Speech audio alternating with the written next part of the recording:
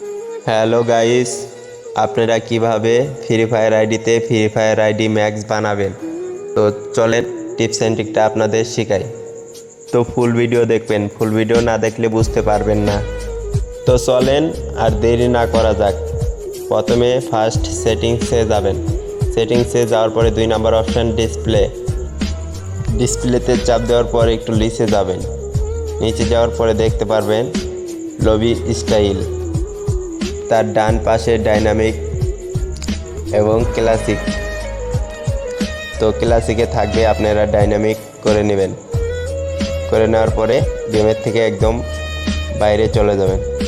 বাইরে যাওয়ার পরে আবার নতুন করে ঢুকবেন। তারপরে লবিতে যাওয়ার পরে দেখতে পারবেন ফ্রি ফায়ার ম্যাক্স।